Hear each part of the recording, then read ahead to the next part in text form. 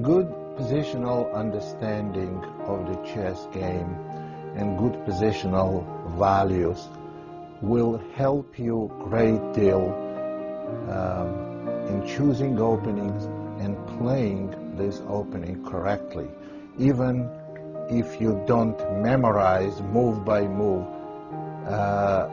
the opening moves.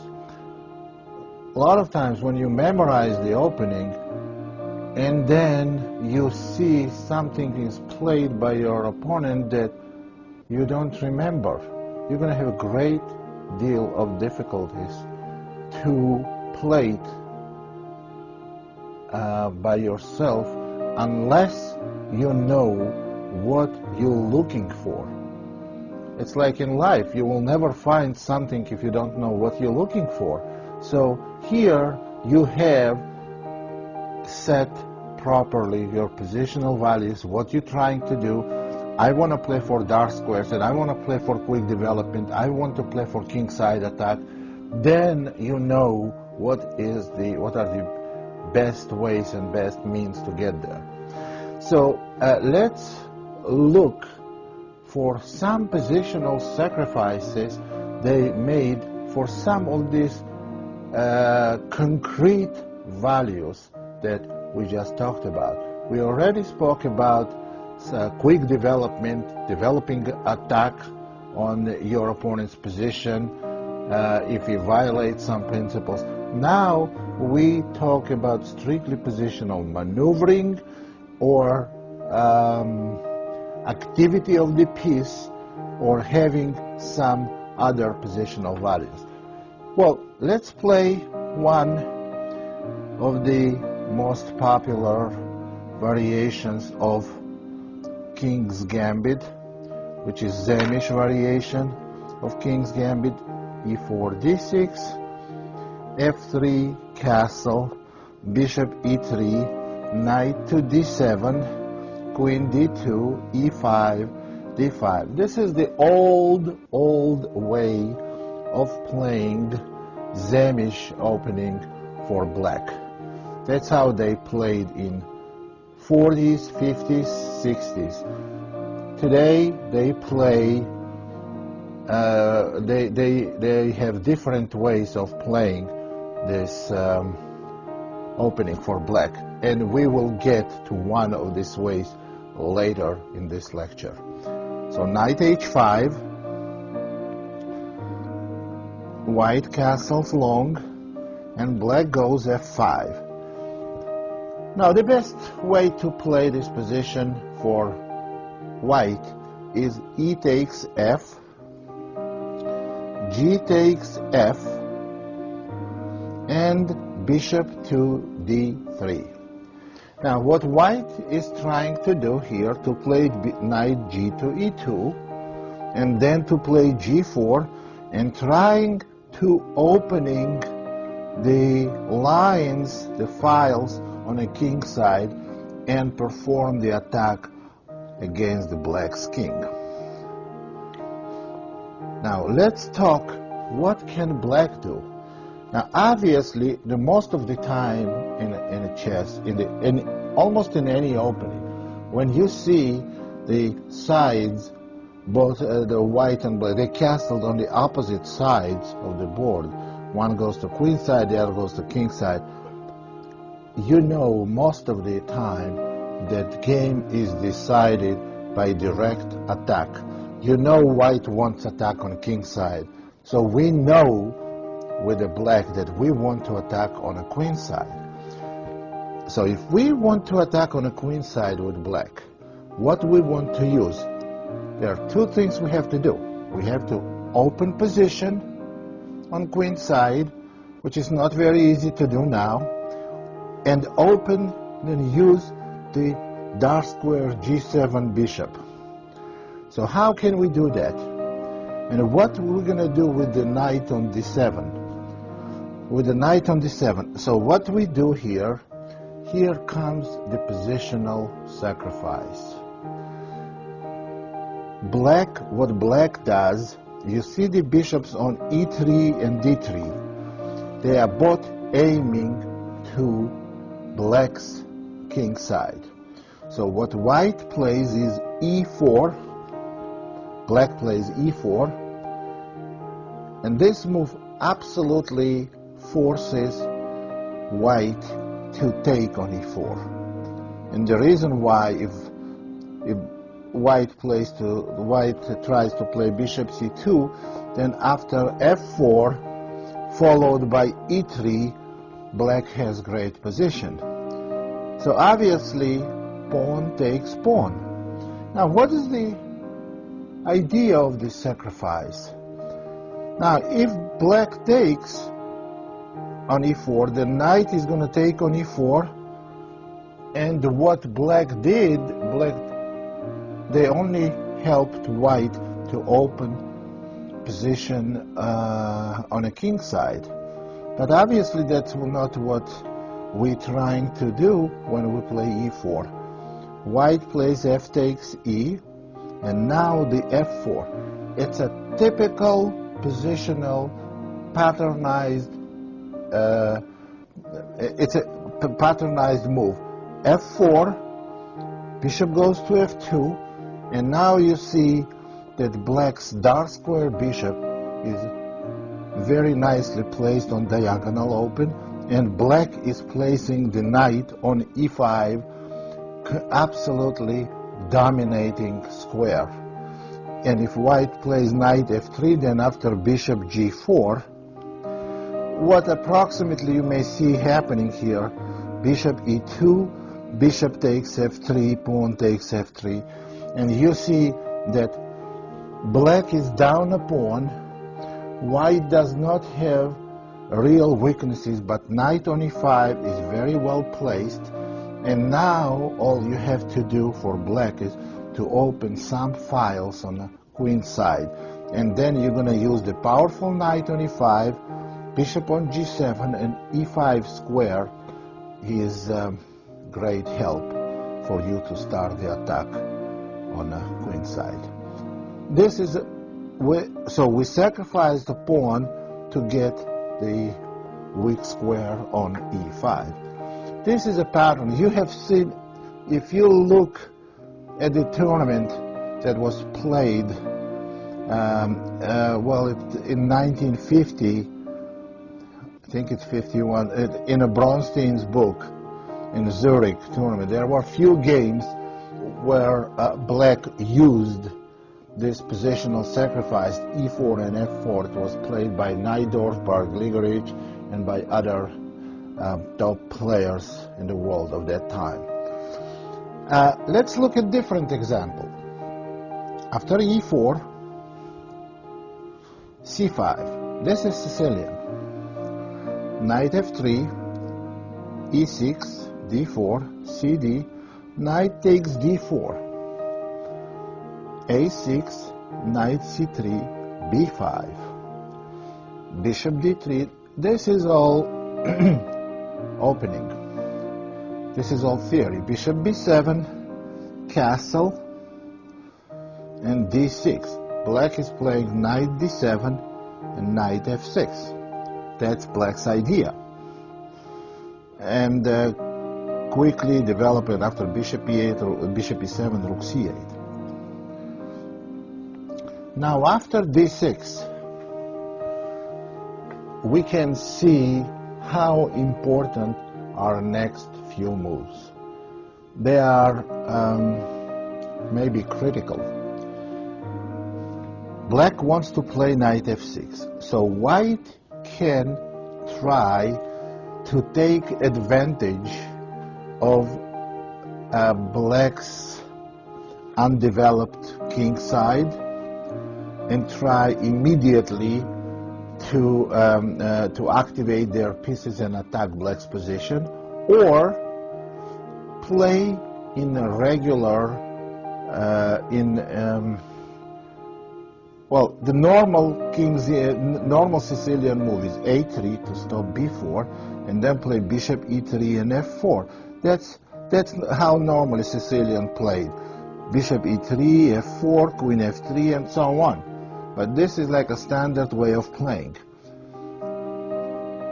Or try to play a4. The correct and the only way to play for white is a4. But this is now becomes part of a theory.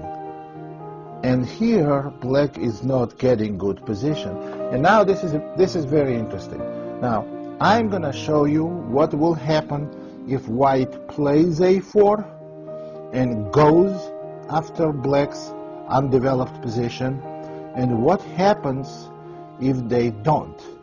If they do that, they get great, very active and very dangerous position, and if they don't, they're going to be in exactly same situation on the wrong side of it.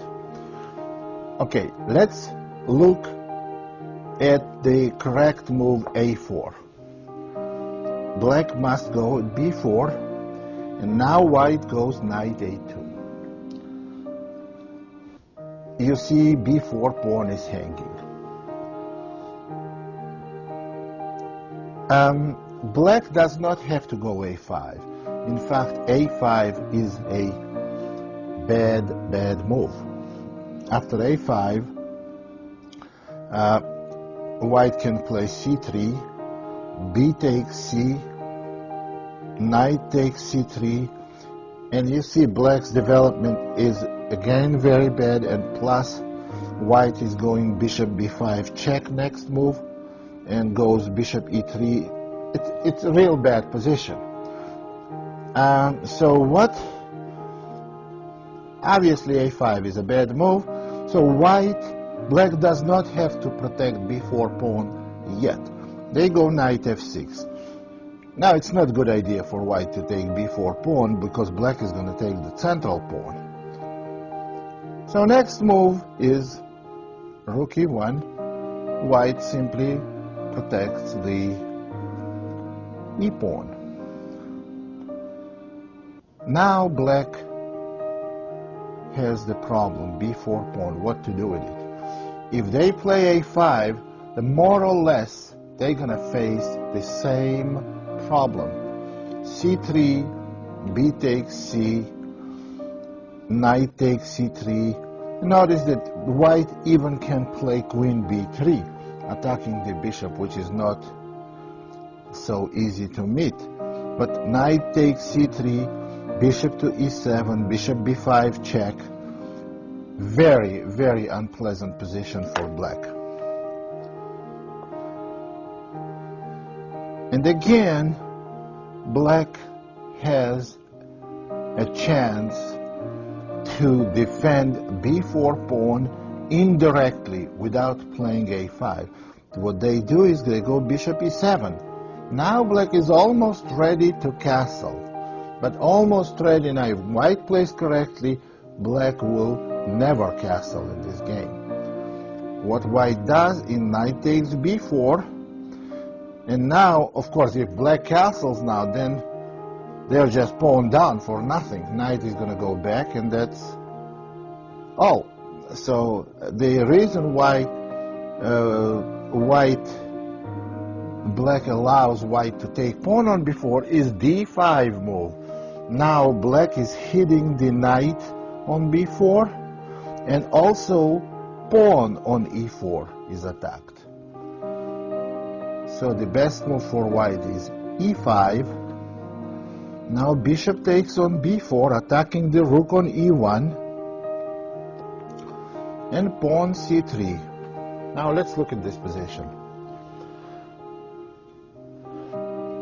Black has an extra piece, but you see now two pieces on knight on f6 and bishop on b4, so black is obviously going to lose one of the pieces, but then it's going to be equal material. The best move is bishop e7, pawn takes knight, and bishop takes f6. Now what has happened here? It's absolutely equal material, and black has central pawns for white's wing pawns. That's good for black. All black has to do is a castle, and they have very nice position. Eventually the central pawn is going to move. But as I said, if white plays correctly, black will never castle in this game. The move is queen h5. Now castle will be met by queen takes h7 checkmate.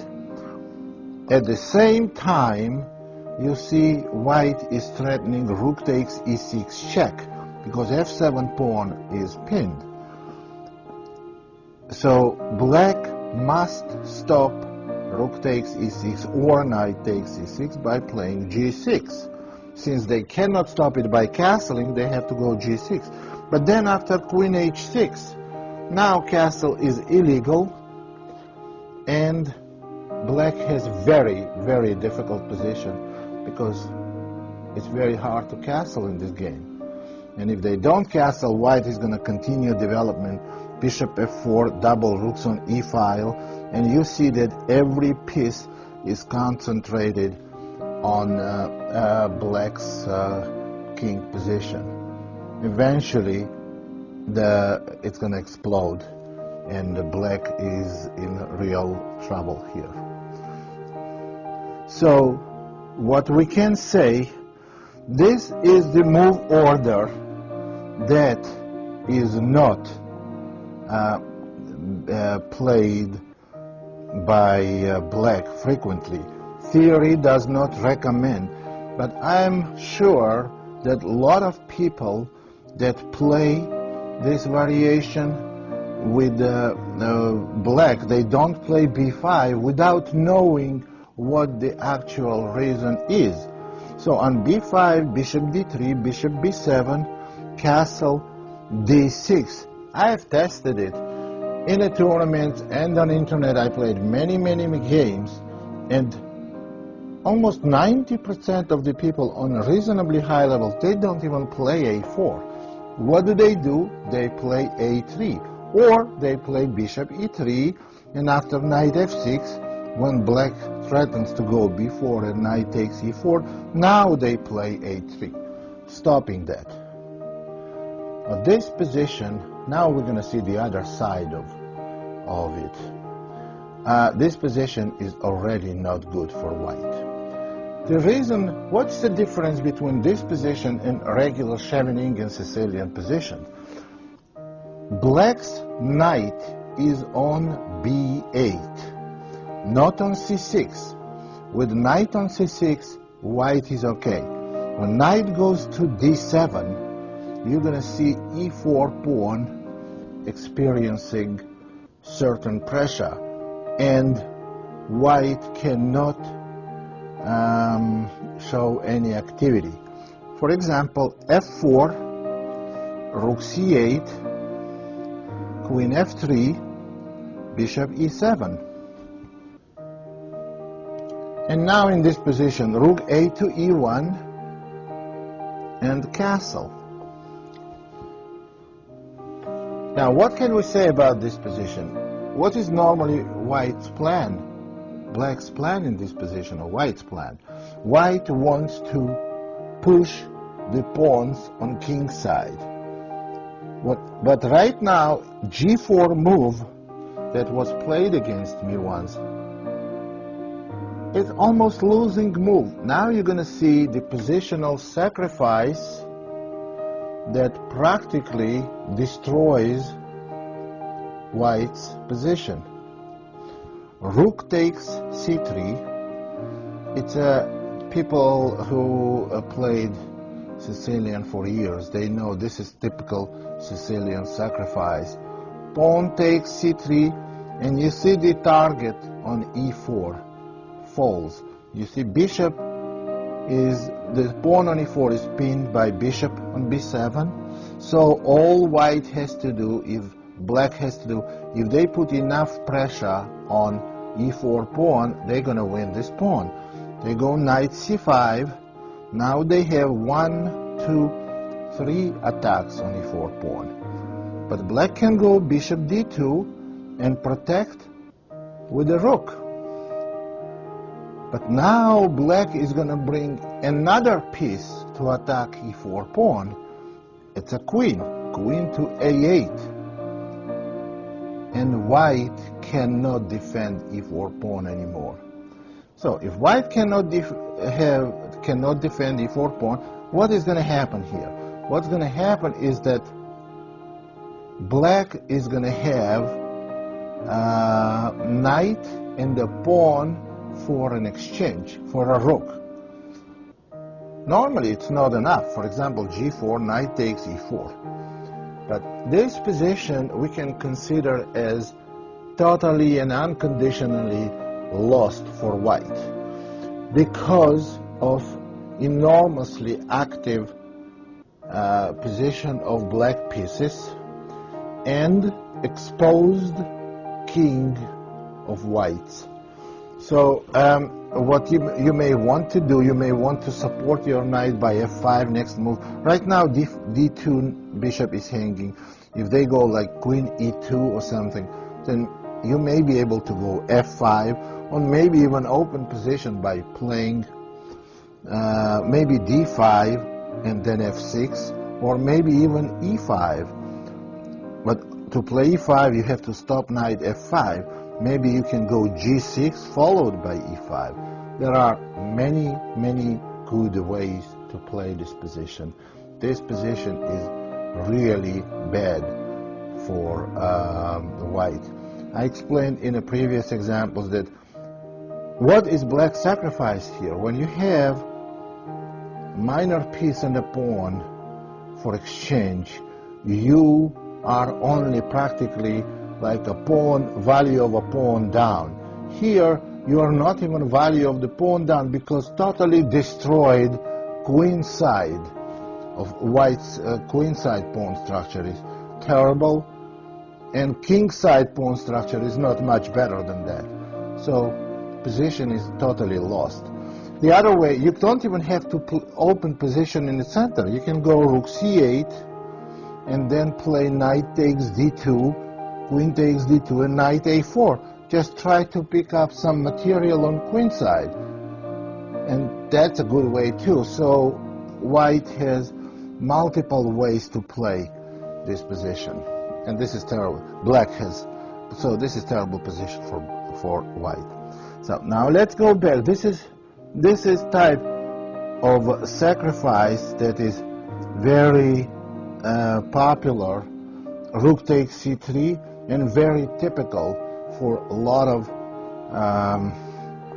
Sicilian positions. Next example I want to show you in one of the variations of King's Gambit. This is also very positional sacrifice with no concrete threats. Okay, here is the variation, very well known 4-pawn attack. It's called 4-pawn variation. f4, castle, knight f3, c5, d5, e6, and bishop e2.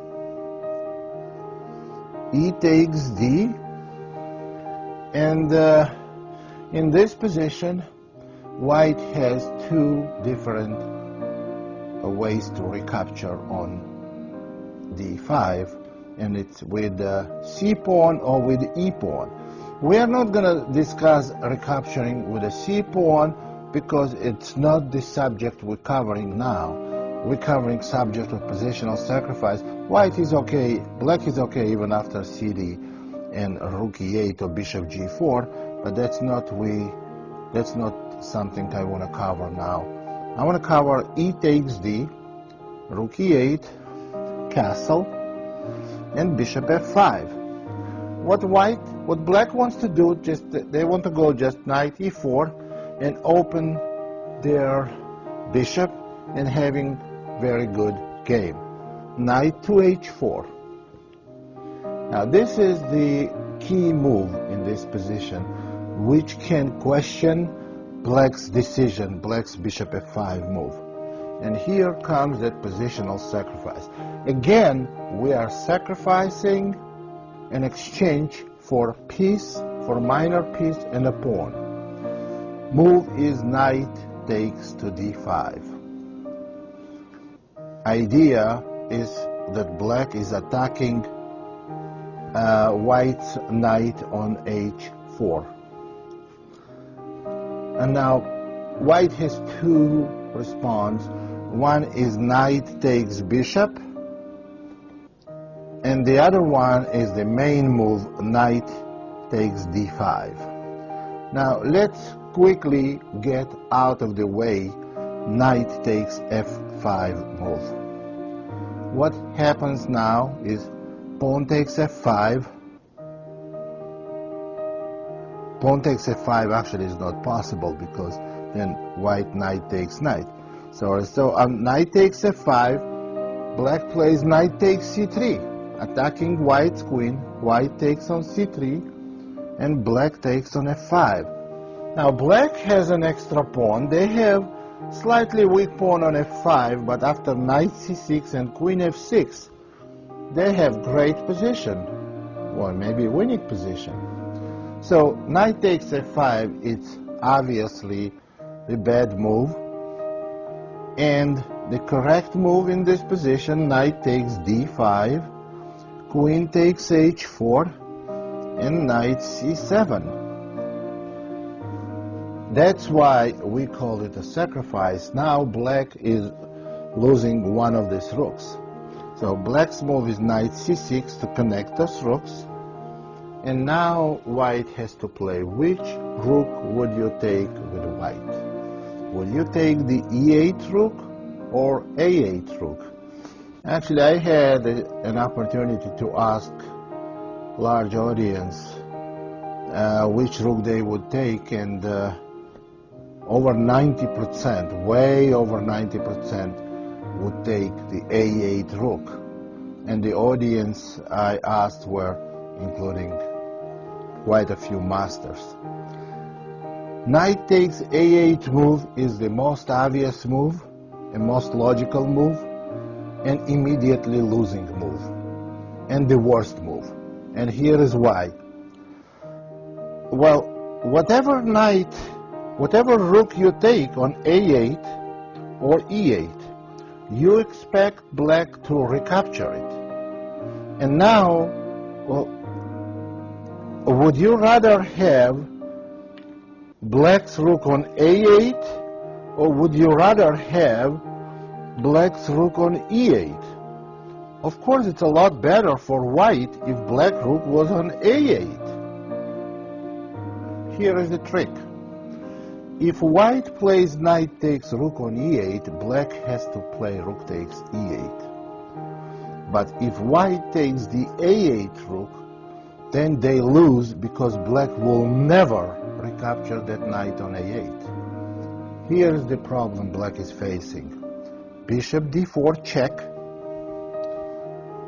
The move is forced, and now black is playing bishop to f2. That's a difficult move to find, but it's very easy to see the consequences.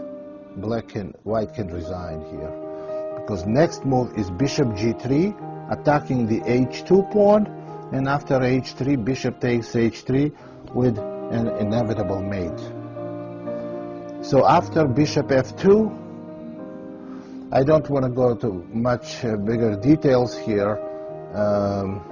White is dead lost. So that's why white must capture the e8 rook. Well, now you may ask, what is going to happen if black plays bishop d4 check and bishop f2 anyway? Now that doesn't work, because white has defense that they did not have if white knight was on a8 and black rook was on e8. With white knight on e8 and black rook on a8, white can play bishop g4. And if black plays bishop g3, then white can simply go h3, and there is nothing.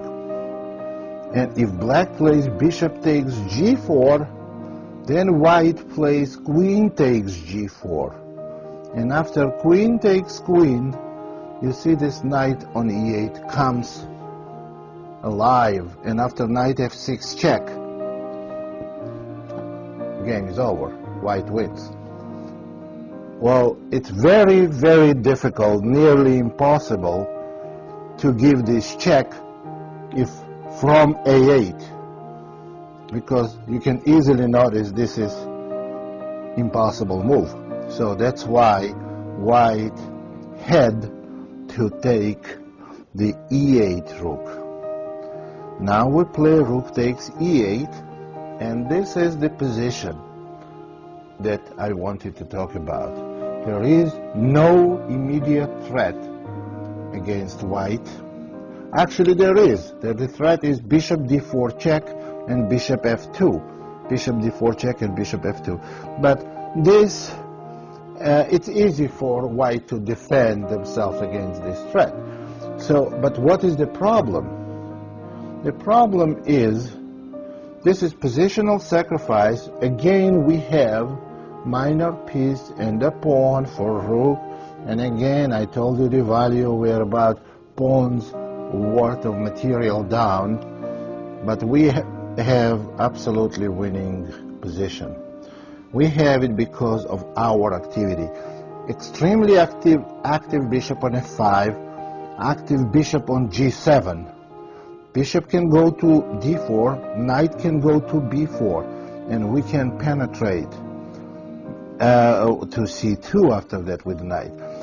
White's f3 bishop is half dead because c4 is closed and cannot go really anywhere.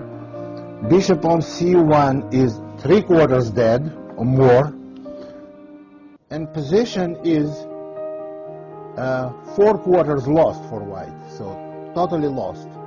So let's look at a few variations. Suppose they go g3 and queen h3. We go queen h3, and now we want to go bishop d4, and suppose white plays bishop f3. So what can we get out of this position? What I would like to do, I don't want to put my knight on d4. This is a beautiful position for a knight. But the reason I don't want to put knight on d4, because we have one square for two minor pieces, for the knight on c6 and the bishop on d4. Now if I put the knight on d4, bishop does not have any good square. But if I put the bishop on d4, check. And after king h1, put the knight on b4. You see now bishop is playing and knight is playing. Bishop goes to c2, knight goes to c2. It's a deadly threat actually. Bishop on c2 is another deadly threat. And knight goes to d3. White has every right and every reason to resign. Another move here possible is bishop c2. You see that queen cannot take on c2 because queen takes f1 mate, but on bishop c2, white may go bishop g2, and it's still very good for black. Bishop takes d1, bishop takes h3, and now if nothing else, white can get their exchange back, sacrifice material by go bishop e2, attacking rook, one square for the rook, bishop f2, rook is trapped. But that's not what I would. Actually, rook is trapped, or even bishop f3, just winning, it's mating in next move. That the reason I wouldn't go bishop e2, because if white goes bishop d2, we're going to have an extra pawn only. But in the variation that I recommended here, knight b4, we are entitled to a lot more than that. White's position is absolutely lost. That's another, you see, now it's a picture, something you have to notice. Active knight on b4 with deadly threats, bishop on d4 dominating, and bishop on f5 dominating. And only open file on the board controlled by black rook. And you see the activity of white's pieces. There's a very pitiful picture of white's pieces. On a move like bishop g2, you don't even have to move back with the queen. What you can do is go bishop e4, and after bishop takes e4, rook takes e4. The domination of black's pieces is very obvious. Okay, that's another good positional, good example of positional sacrifice. So next time you see something like this, it may ring a bell. You may see, wait a minute, I saw familiar, and most of the combinations and sacrifices you see, or tactical ideas you see, if you play chess for a long time, and if you see many of them, there is such a thing as a pattern recognition that I mentioned in my previous day. You recognize the pattern. It's a lot easier for you to find it. For instance, if I saw some position, for me it may be much easier to find tactical shot than for other people. It's not because I'm smarter. I'm not smarter than average person, but because I saw a lot more of them. I can find maybe easier because there is a pattern recognition. It's memory. It's something that's stored in your head like computer chip, and you saw it before and it pops up there. There is a light flashing in your head that you cannot see without X-ray, and then you see that, oh, I saw something like this. I recognize. Let me try if it works here. Now, you can recognize pattern, but then you have to double check on the board. Pattern does not always work. There are positions where it works, positions where it doesn't work, and this is one of the positions that it works. Now, let's look at one very interesting, very, very interesting positional sacrifice of a lot bigger material than a pawn or exchange for a pawn. Pawn and exchange for a pawn is almost the same. It's still value of a pawn. But e4, c5, we're looking at accelerated Draken position. d4, c takes d, knight takes d4, g6, knight c3, bishop g7, bishop e3, knight f6, bishop c4. It's a very well-known position of accelerated Draken, and this is the opening that I like very much for black, and I play queen a5, and castle is one of a few other possibilities for black. So we look at castle. That's very acceptable move. White goes bishop b3 and knight to g4, attacking the bishop on e3. Queen takes g4, knight takes d4. Now, what can we say about this position? Black wants to take the knight on b3, maybe next move, and have two bishops. Also, they want to push the d pawn and attack the queen next move. Now, white moves queen h4 away from c8, h3 diagonal, and black plays queen a5. Now black has a threat. Knight takes b3 and bishop takes c3. So white obviously castles. And in the modern theory, this position was known for years as a draw. It's a forced draw. Black can force a draw here by playing bishop f6. And let's see why it is a draw. The queen is attacked. White cannot play bishop g5 because there is a queen on a5 and they're going to lose a piece. So where can queen go? queen has three squares: g3, f4, and h6. g3 and f4 should be excluded immediately, because on queen g3 or queen f4, black plays the same thing exactly.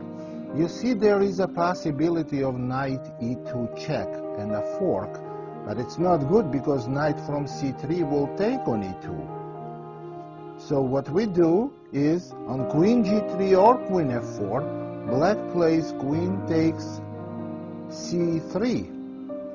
And when white recaptures, then knight e2 check, king h1, and knight f4.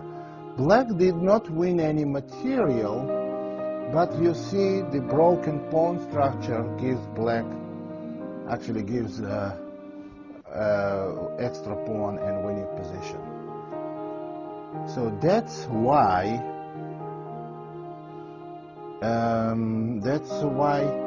white cannot play queen g3 or queen f4. So that leaves only h6 square. But if you go to h6, then I go bishop g7. So are we going to go around the circles and play this? Now after bishop g7, again you cannot go to f4. You don't want to exchange queens because then you have no advantage at all. Exchange of queens favors black here. And if they go queen h4, that's the only other square, then black repeats position. This is a draw. That's what it was known for a number of years. But this position is not drawn. This position is a very, very dangerous for black. Here we see queen takes f6. Now this is 100% positional sacrifice. The best move for black is to play knight e2 check first without taking queen. And there's a very simple reason for it. If pawn takes queen, bishop takes d4. You see this position, and it's black's move. But if knight e2 check, then knight takes c2, pawn takes f6, knight c3. It's the best move for white. It's the same position, but white's bishop is on e3 and not on d4. For black, of course, it's much better if the bishop was on e3. Okay, this position, this is the result of white's sacrifice. White has bishop and a knight for the queen. Now, is this enough? No, that's more than enough. White is almost winning here. And here is why. White has two minor pieces for queen. Two minor pieces are very good for rook, not for queen. Not too many examples you can bring where you see that two minor pieces are very good compensation for a queen, and this is one of them. What happened here, what white wants to do is to go knight d5, bishop d4, and you see these two bishops plays on d4 and b3, attacking white's king side position, and it may become very, very dangerous. Now, after rook e8, then white plays knight d5. You see there is a threat of knight takes f6 check, rook e6. Now white goes bishop d4, attacking f6 pawn. Black cannot give up the f6 pawn because this is going to be critical. After knight f6, their king is in immediate and very big trouble. So king g7, but king g7 pins the f6 pawn, and this weakness becomes permanent. Now after king g7, rook a to d1, pawn d6, now rook to d3, you see, after bishop d7, rook to f3. Now this position is absolutely devastating for black.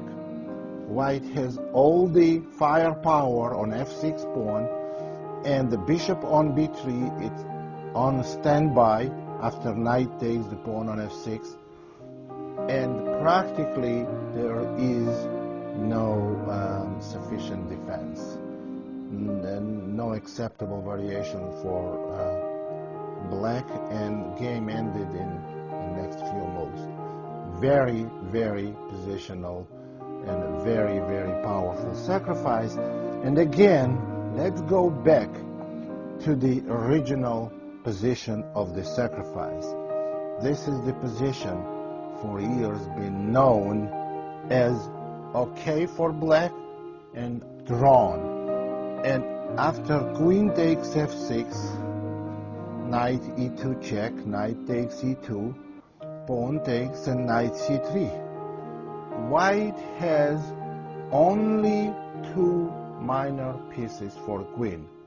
Black's position is real bad. What I think the best move for black here is pawn d5, try to give up some material and open pieces, but even then, after knight takes d5, all the same threats remain, and I don't think this position can be defended. I think it's quite bad and very lost. So, and this is some kind of a sacrifice that computer will never play. That's why we can still play fight against computers and still beat them in many cases, because they have difficulties to assess positional values, and we can. Computers have no intuition. We substitute the ability of calculating with intuition. We play queen takes f6, pawn takes f6. Well, if pawn takes f6, game would have ended a lot sooner, because then white has the same position with extra tempo. Knight e2, knight takes e2, pawn takes, knight c3. And now, in a view of knight d5, bishop d4, and all this firepower aimed on black's king side, black has next to 0 chances to recover. So this is very interesting way of assessing position. So remember, when you play the opening, there are sacrifices. There are sacrifice, oh, let me open his king position, and sacrifice rook, and oh, I open his king position. That's not enough to assess.